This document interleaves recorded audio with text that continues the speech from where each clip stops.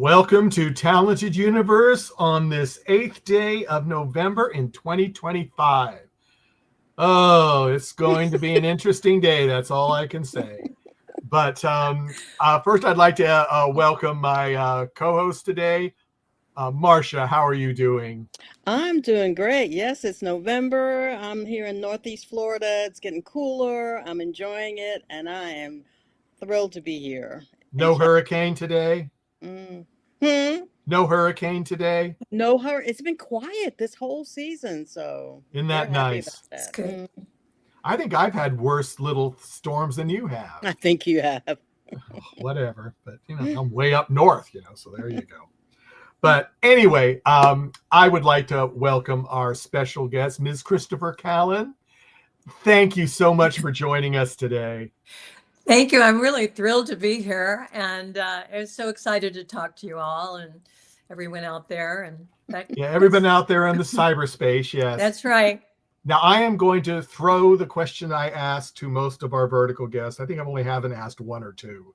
Okay. But when you started Verticals and you tried to explain to your non-acting friends what you were doing when you said, "Oh, I'm doing a vertical drama," or you said micro drama, and they gave you a funny face and they didn't know what you were talking about, how did you explain it to them? Or did you just say that and then go on?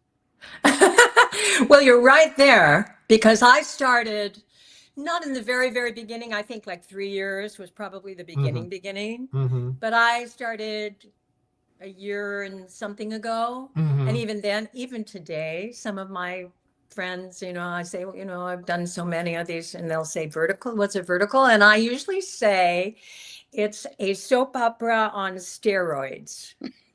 That's a good one. Because it has that drama. Things are going on. They always leave you hanging. Mm-hmm. And, people get hooked. People get invested in these characters and these stories. And I think that it really is the did I say modern age version of a soap opera, because unfortunately the soap operas, most of them have dwindled, so that they are so off the air that when I was a young person, I remember them and I was either on them or watching them. So I think it fills a void. It does. It does. Now, you saw the first question that came up earlier, and I'm just going to put it back up and read it because you got all excited about this. I did. So Arc 54 says, "I'm a huge Christmas movie fanatic and even bigger music storyline crazy person. Can you tell how you got the part of Sherry Dean in Music City Mistletoe? And when is the DVD release date? If you know, or can talk about it, that's it." I can talk about it now. We had a big red carpet event in Nashville where it was shot. That was about 3 weeks ago, 3 weeks ago. Unfortunately, I wasn't able to go because I was shooting a vertical. Oh, there you go. Yes. So I couldn't join my wonderful castmates, but Chantel Ogden is the writer and producer. And I got it through Actors Access. I have a manager, but I was the one who saw it first. And I just submitted myself because I saw the Sherry Dean character, who is like the third lead, whatever. She is the comic interest in a way, because she's full of life and she is helping the main woman, who is a songwriter, because I played Sherry Dean, who is her music producer. So it's like an agent kind of thing. Right. So, and I was throughout the movie when I looked at the script and everything. So there was a back and forth, I auditioned, and it was a taped audition. So the great thing about tapes, you probably heard from actors, is that you can kind of really send in what you think is your strongest take. Right. However, you get no feedback. So I just read over the description, and immediately I just happened to be listening to a lot of Dolly Parton at the time Oh, there you go. and seeing some interviews of her. I just adore her. Mhm. So, but I had just regularly, she's kind of there. But recently I thought, and I went, this is Dolly Parton. She's, supportive. It's like, and I'm going to add a little accent and, so, that's right, honey. You just hang in there, you hang in there like a hair in a biscuit, and then you'll just be fine. We just need a little grace from God. So anyway, it was just wonderful. And I dressed the part for my audition. I wore a blonde wig and lots of eyelashes and a low cut dress thing. I really went for it. And then it came back to my manager that they were really interested and they loved what I did with the character.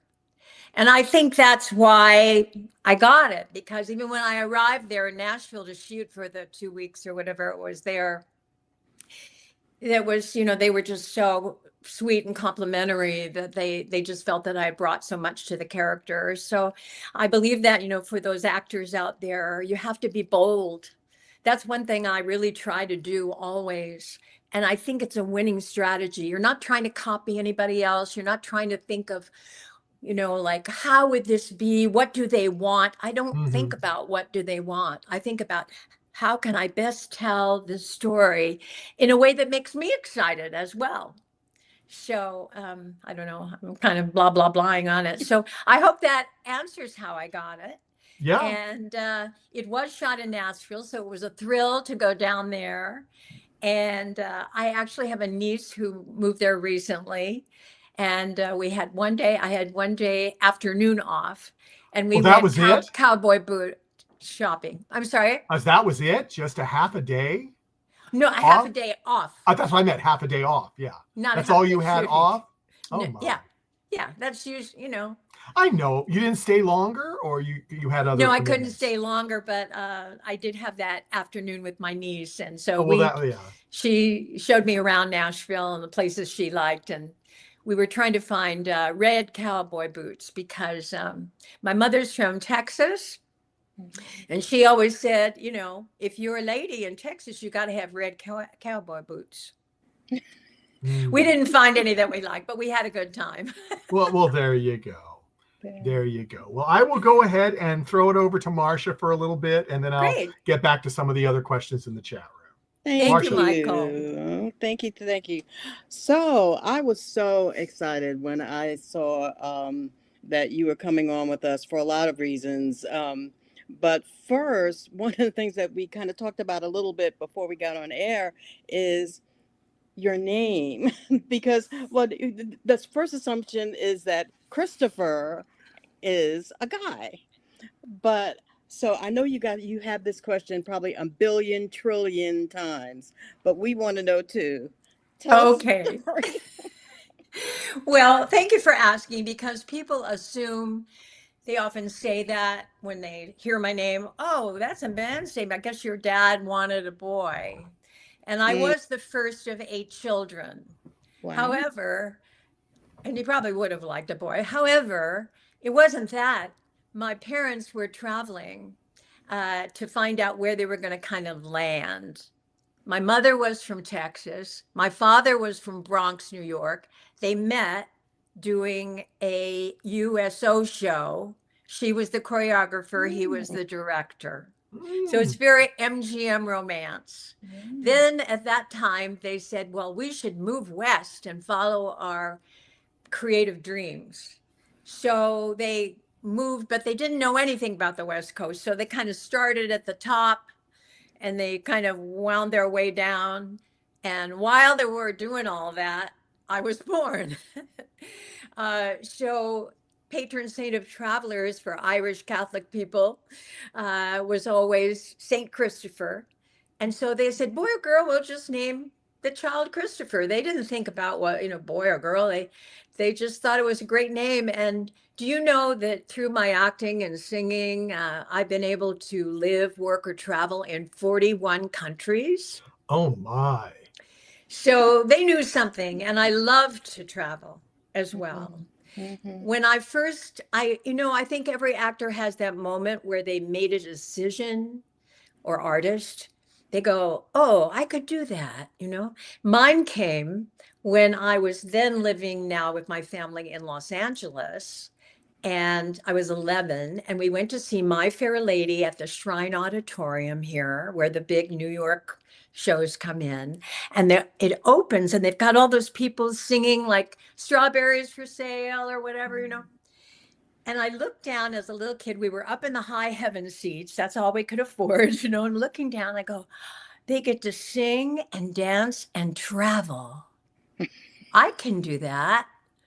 So I knew there was traveling in the equation somehow, even then. So traveling is something I love to do, and it's been a great blessing and joy in my life. Well, and had you ever considered a stage name for changing Christopher or changing it? Did you ever consider that? No, I used to go in my beginning stages. I went by Chris, and then I kind of outgrew it. It was like I was tired of people calling me, well, Christine. No, it's not really Christine. Christina, no, Chris, no. And I just, maybe that happens for other people. I just felt like, I've grown out of that name. But it's funny that you say a stage name, because actually Christopher Callen is a stage name. It's one I have used for so many decades. I am Christopher Callen. That's it. And when I was married, my husband was a lawyer, and I said, should I change that legally? He said, well, if you've had it for 10 years and you've opened bank accounts and you have your social security number under that, it's legal. So I never did. And then recently, when I had to get the little driver's license, the new one, yeah. Whatever. Do you know they would not recognize Callen? They recognize my birth name, which is Callahan, Irish. Christopher Jane Callahan. So believe it or not, I'm thinking now I'm going to just change it legally, although I hate to do that.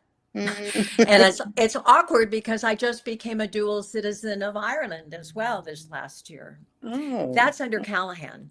That's through my grandfather. So, but I'm Christopher Callen. That's it. Well, and Michael knows I love to put coins in the Wayback Machine, where we've already kind of been in the Wayback Machine a little bit. Your stage work is phenomenal. And I grew up actually in New York City. I was born and raised. I was born in Harlem and raised in Queens.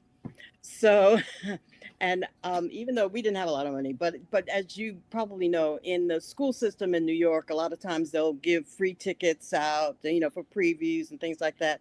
So I went to as many shows off Broadway, on Broadway as I possibly could. And yeah, I get goosebumps when I look at some of your stage work. For instance, you were in 1776 and you played Martha. Yes, I took over for Betty Buckley, who created the part. But this was the original company. Wow. And the only person who left the company was Betty, into the run of about 6 months or so, I guess. And that was my first main role on Broadway, although when I came to New York, I've had a magical life. I love New York so much. It was very good to me because within 8 weeks I was on Broadway, believe it or not. It's amazing. From when you went?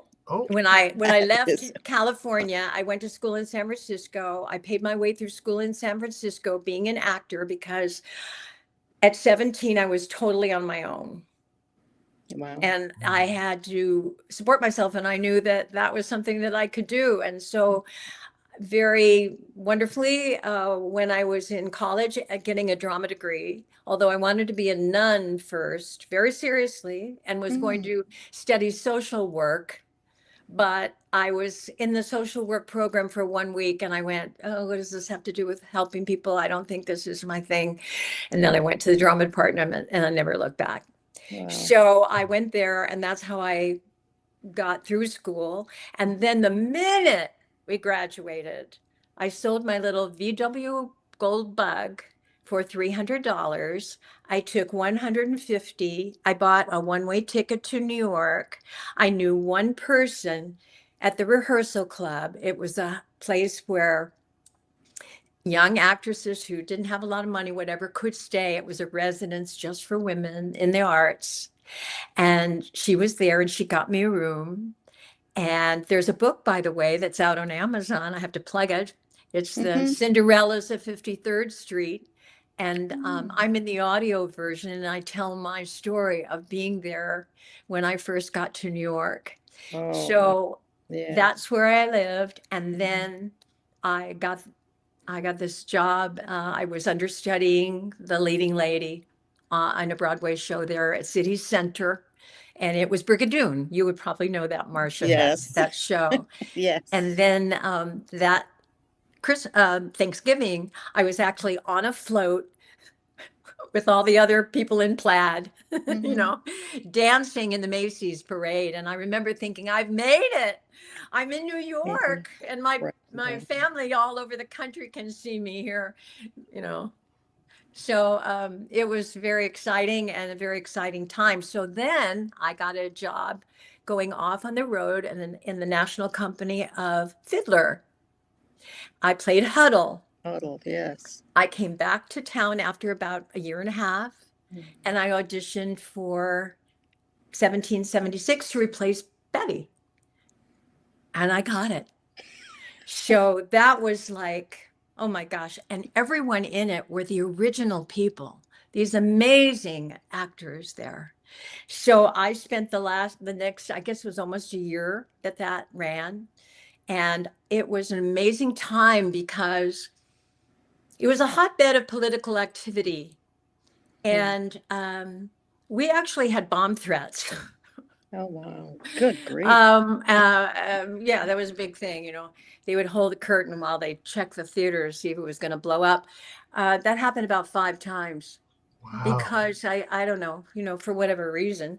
But there've been some exciting things like that that have happened. I mean, I've seen all the assassinations. I know we're not getting political, but I was in Baltimore out on that tour of Fiddler on the Roof when Martin Luther King was killed. And we were in Baltimore, and the lead actor said to his daughters that we played, I'm going to the airport right now. We're going to fly out rather than stay over. Do you want to come? I said, yes. So we got in this limo. It's like, why are we in a limo? But anyway, we got in this limo, and we all had to lie down on the floor because there was all the shooting going on. And then we got to the airport, and we had the last plane out. Incredible. And it was just such a sad, horrible, terrible day. Such an incredible man, as we all know. So I've had a magical life. All I can say, you know, I just so many things like that. And another but 1776 was a joy from beginning to end. Oh, and it's brought a lot of joy to millions of people in many incarnations. But it's so exciting to hear your story about that. And a funny thing happened on the way to the forum, that was done at the York Theater, which is considered an off-Broadway theater. You may have seen things there. And the thing I remember about that the most was that I worked directly with Stephen Sondheim. Oh, how lucky, how magical, right?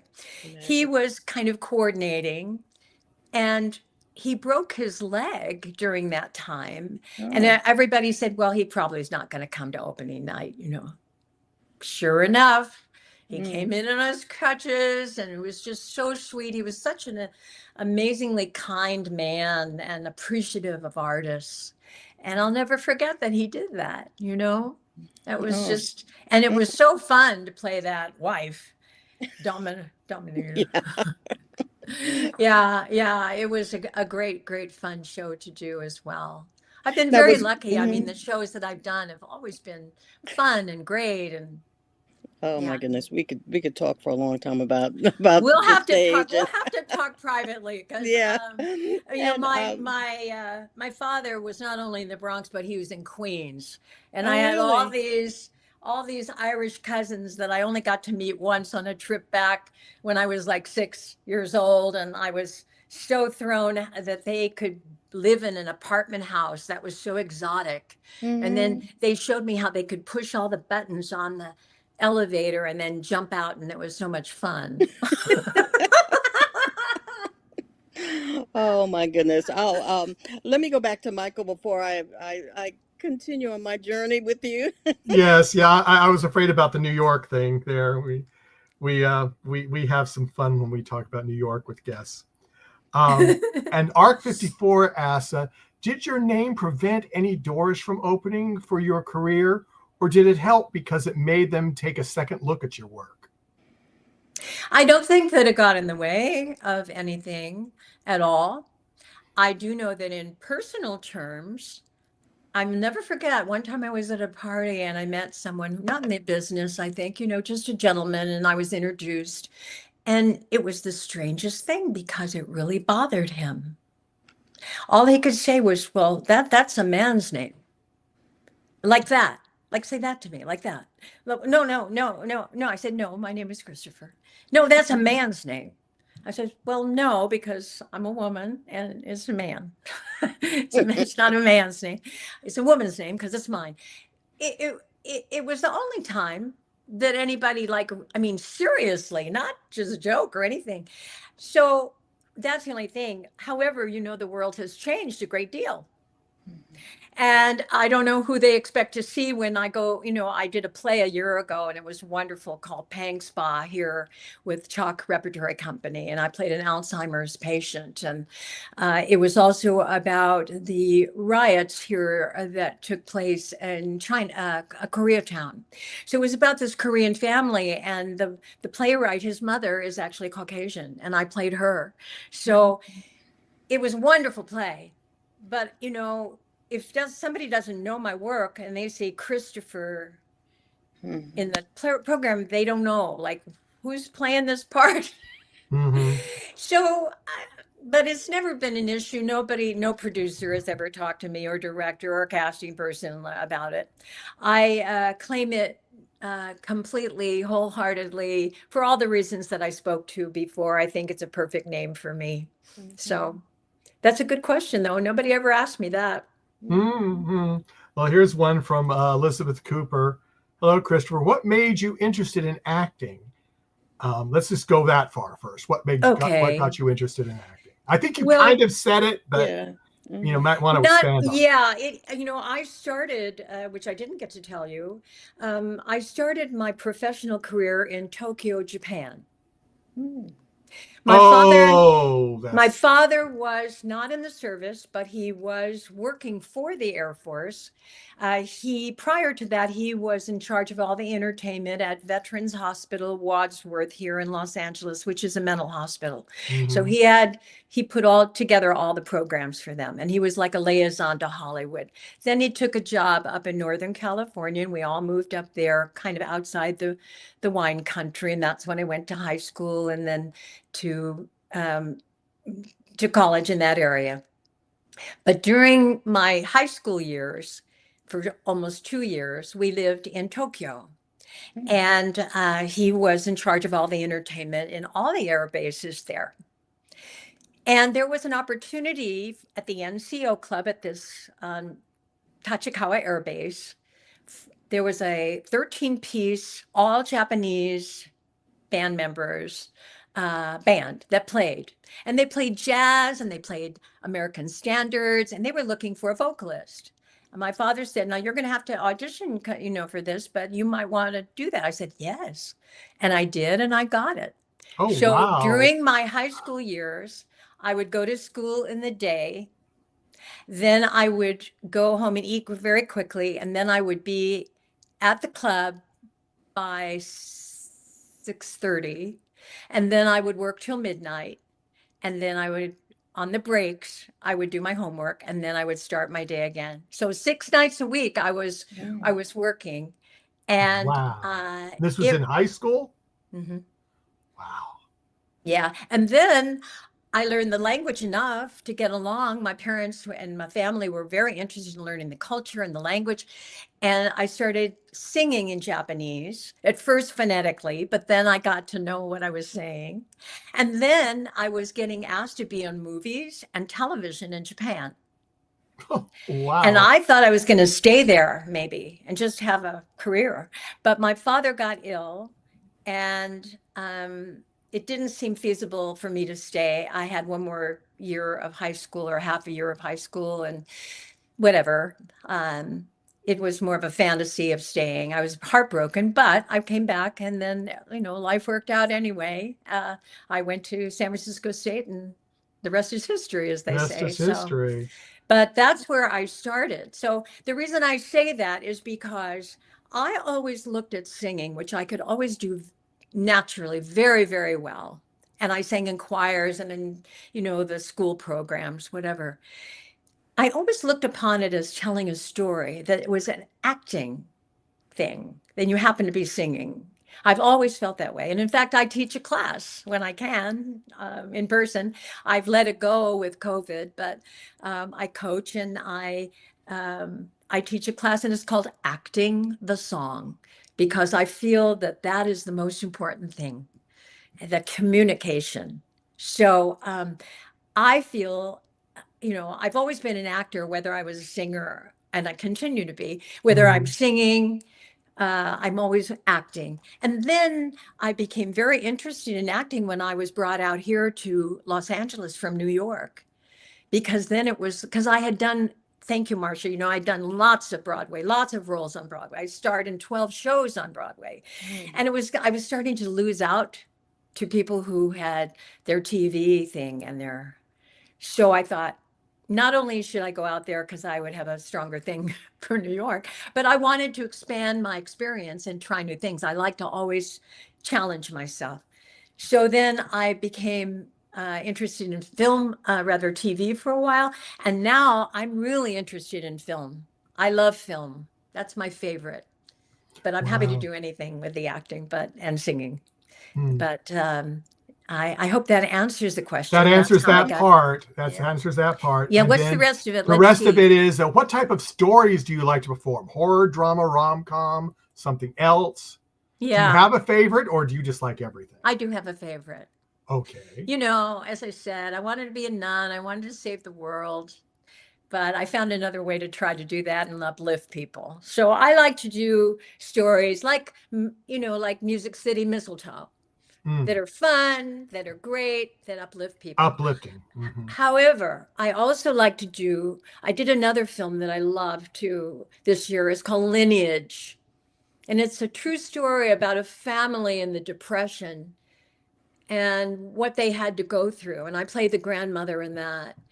And I'm very proud of my work in that because, it's very, very different from what I'm known for, which is more character, upbeat, fun things. In fact, by coincidence, the editor for the director wanted her own reel and had a little bit of that, and she chose a scene that I was in.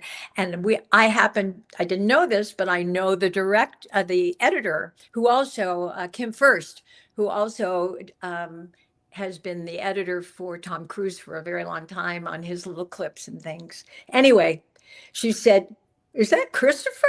Is that Christopher?" And sure enough, she wrote me and was like, "Yes, that's me."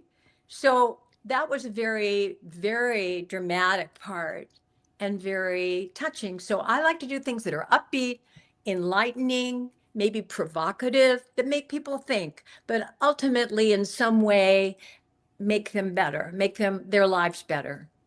I think your character name was, Nana Cooley. Is that right? That's right. Yeah. Okay. So I remember Yeah. I was reading about that when I was looking you up, and I go, "Oh, this is something recent." I said, "This looks interesting." Yeah. Yeah, it's really, really wonderful. It's so recent that I don't think I have a clip up yet on some of my things, but it's there and wonderful. And then her last little Elizabeth's Let's see, last what's little the last comment little part? was, she goes, "I love Miss Dolly too. Uh, Any favorite movies of hers do you like? well, of course, the first one that comes to mind is the famous one of 9 to 5. 9 to 5. Yeah. Because she was just so herself. She's always herself. Yeah. You know, that's the beautiful thing about actors. I think, people will say, well, I got to find how am I unique? And I remember hearing that, and I didn't feel very unique. Especially as a young actress, I was always playing the nice leading lady or whatever. And I've come to feel, yes, we're very unique. We just have to follow how we see the character, how we see the part, and go with it 100%, like I said in the beginning of this conversation. Yeah. And she is a model of that. Nobody's like her, and she just saw this barrier, that barrier in her career, and she's just like, I don't care what they think. I'm going this way. Yeah. And she's a real inspiration to so many people, and she's it seems she's contributed so much to charities and things like that too. So anyway, yeah, I'm a fan of Dolly's as well. Boy, it would be nice to meet her someday. I've met a lot of wonderful people, but it would be very nice to meet her one day. And then there's a comment that Maria Walicki says, such a wonderful story, Christopher. Truly magical, improving and uplifting lives is so needed. Congratulations on all your success. Thank you, Maria. It's so true, isn't it, right now? It is. It feels like the world is in chaos. We're told every day if we're watching the news, which I do not watch, by the way, and I suggest you don't, because you hear it anyway. Yeah, you do. If it's something really important, you're going to hear about it. Mm-hmm. But, let's be honest, the news, they want to sell clicks. They want to sell stuff. So of course they're going to have these headlines where this is bad and this is bad. Anyway, I don't mean to get off on it, except I think it's really true. It's easy to get caught up in that tornado, and especially now, because we're so inundated, aren't we? Everything. So I appreciate very much being in the arts right now. And I think, what can we do? What can we do? We can look at the beauty in life every day. So that's what I try to do. I walk my husky dog, and I say, wow, that's a beautiful flower. I mean, and I really look at it. Or, in our environment, we can control our environment with our family and our friends. We can help each other and be maybe extra kind to each other in these times. So anyway, I'm afraid I'm on my soapbox, but anyway. I'm so blessed again I mean, how lucky am I to be in a business that gets to create every day. And I say, when I'm on a set, I always pinch myself and say, oh my goodness, I get to create today. Let's see what we can create. So I think there was a point of that other question about, maybe I've answered it, about what kind of things I want to do. And that's it. And I just wanted, try to uplift in the world. And if we all did that, how nice that would be. It would be. Now I am going back to Marsha I know she's got a bunch of other questions, and then we'll probably wrap it up pretty soon after that. Okay, well, I mean, she's mentioned some of your hot topics, Marsha. You're so fascinating. And I love your tagline there, actress and Renaissance woman with 3 exclamations. Because I've discovered through, again, looking at your work, that you truly are, and you seem to continually expand yourself and don't put limits on anything. You're an artist. I saw a few of your art pieces, which are quite large, substantial. One particular where you had a plank that had a tree growing through it. It's right here in my living room. I don't think I can show it, but I don't know where there it is, standing next to the fireplace. Which is fascinating in itself. So tell us about that discovery. Well, thank you. I am so happy to talk about this because, as I said, I have a magical life So my mom, especially her family, they were artists, and I've always drawn, as I said, and been part of that on the side. And I was doing Menopause the Musical up in San Francisco some years back. And I just made a decision like I want to do more art. This gives me the opportunity. I really want to be out there as an artist. And I started just seeing things. I was staying there near Aquatic Park, and I was doing the show at night, and I was doing art in the day because I was actually dating an artist, and Mhm. he was entering a show, applying, bringing some of his art. I thought, well, I could do that too. And then I got into the show too. Oh, And that was okay. really cool. Yeah, really. But I had art on the brain as Mm. well. I was like really had my attention there. And I was walking my other dog, another dog long ago who died after 14 years. Great.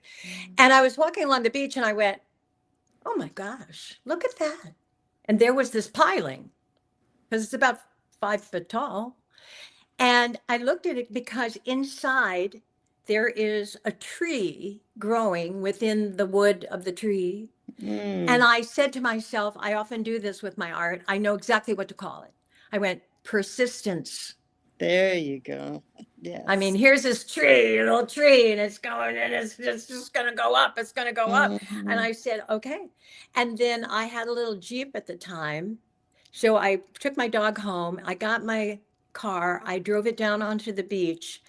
And I don't know to this day. It's like when they talk about when a mother picks up a truck and saves Their her child. dog or her Yeah. child. I swear I had, because I picked that up by myself and put it in the car, in the Jeep in the back. I mean, I had to lift that up to get it in. So anyway, I took it home, Mhm. and I had a welder friend, and I had an idea of how to weld it and whatever, and we created that at his workshop, and Mhm. I love this piece. I haven't sold it yet ever because I didn't want to sell it, but I may be getting to the point where if somebody gave me enough, I might. Mhm. Mhm. Then I would travel somewhere. And is there something that you're working on now than an art piece? Or? Well, I again had a magical experience where it's too long ago, but it's because of the verticals. I've been working at one after another and turning down work in the verticals, and I'm not complaining. I just have no time, I felt, for the art. But just in the very beginning of COVID, when we were saying the 6 feet thing, I was Yeah. at Trader Joe's line, and I had made a decision like I have to stop hiding out. I want to be an artist that is known as an artist, not just an actor. I shouldn't say just an actor, but as an actor and an artist. And I happened to get talking to the fellow who was in front of me. He said, I'm an artist. I even teach a class, blah, blah, blah, blah, blah. So we exchanged numbers. I lost his number. 6 months later, I happened to find it. I called him. He said, oh, I remember you. And we talked for about an hour. He said, I don't think I can take you in my class. Hmm. What? He says, because you're a real artist, I can tell from talking to you, you have something to say, something to do. He Hmm. said, but however, what I do with people sometimes is I just kind of mentor them. You can call me if you have a question. And also what you should do is join me and my wife, and we go to all the galleries. We know the owners. I want you to get a sense of the LA scene. His name is Richard Bruland. His Hmm. wife is Dory Atlantis. They are world-renowned artists. Wow. And they know everyone here in LA. So they've been taking me around. So even when I'm doing verticals, they're so sweet. They say, you're working. It's okay. Would you like to come to this gallery or that gallery? And I've met some Oh my wonderful goodness. people and wonderful other artists and gotten a sense of that. So I'm not sure what your question was now. About Well, what art piece you might be working Oh, on. well, yes. So I have a number that I made when I was up in San Francisco. And the next step is he said he would come and help photograph it because there's a wonderful artist group there on Robertson Boulevard. And I would like to become part of their group. So that was my next step. Mm-hmm. So you're telling us you're a clone because you do all these verticals. You do art, you you sing, you teach. It's finding time for all these things. However, I've heard this and I totally agree. They said if you want to get something done, you give it to a busy man or woman, a busy one, because we They get get it things done. done. They get it done. Yeah. I've never been one to say I'm bored. I don't know what to do. That's the problem. I have so many ideas all the time. To get them all done, I won't get them all done, but there are some that I want to get done. So are you one who still uses a pen and paper, or do you do most of your stuff on computer? Do you actually still? I'm very old school. I have a blog every day that I love about AI. So it's, I'm trying to stay intellectually current on it. Yes. It's quite astounding. Mm-hmm. What happens every day that they report on. However, I don't think so. I like pen and paper or paint. Even when I'm painting a wall in a bedroom, I go, I love to paint.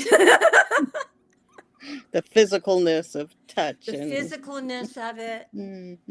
I feel there's energy, when I go to a museum and I see a Van Gogh, I like to get as close as I can without upsetting the guards coming and snatching you away. Don't you? And you look at the brush stroke. Oh, yes. And you go, oh my gosh, look at that. That came from him. Yes. So I feel we imbue our creations, whether they be writing, singing, art, acting. We imbue that with the human spirit, and I guess we could do it through AI too. It is a tool, but it doesn't interest me right now so much. I am with you there. There's a question that someone asked me to ask you, and I'll because they discovered that you have been on soap operas, and also in your stage work. So they heard that sometimes at the final performance of a stage piece, some people will cast members will play tricks on each other or do little gags. Now, number one, is that true? And have you been a part of it? Or it's true. And I'm old school. I do not participate in that. I don't believe in that. I believe that the audience is coming, they paid their good money, and they want to see the best show possible. In fact, if we have one more minute before we go away, I have a very famous story to tell about that. Oh, yes. It was not closing night, but I was working on the first revival of Fiddler on the Roof with the original creator of Tevye, and that was Zero Mostel. Yes. And I worked with him for a year and a half, and he really became a very good friend because I was married. I had just got married at the time. My husband was Jewish. His wife is Irish, Kate. And so, I don't know, they just kind of took us under their wing. However, we were performing, and this was once we got back to New York, I believe. No, it was when we were out of town in LA. And I have a very tender song that I sing, home from the far from the home I love. And I'm saying goodbye to Papa. And I had a little basket, and there was supposed to be food and stuff in that, but it was just, nothing, but there were things in it, and then a little cover. Earlier in the day, or when I first got to the theater, he had a wonderful ritual. He kept his door open, and we girls, especially his daughters, would always say, "Hi, Papa, how are you?" He would say hello, give a hug, So anyway, somebody had given him some kumquats, little teeny kumquats, Yes, yes. And he said, "Oh, you want to?" And then he went like this. It was not, it was before the Me Too movement. I didn't take it, like that. Anyway, he goes like this, and I was not very endowed at the time. And he goes, I said, "Okay, that's it. Come on, I'll stop it." And I left. We get to our scene. far from the home I love. It's the very end. I'm saying goodbye to Papa. And he goes like this, and he lifts the cover, and there are kumquats in there. And he looks at me, and I go, and I keep in character, and we end the scene. It's blackout. I knew he was going to go to his dressing room. I come storming off. Oh my gosh. I was like a 20-something fury. And I said, don't you ever do that to me again. Don't you ever do that. I hate that. And he just went like that. And I said, I'm really sorry. Oh my gosh. And later I thought to myself, especially now as I tell the story, What did you do? I'm glad I stood up. I mean, no, that was the Irish in me, I suppose. He probably was used to it with his wife.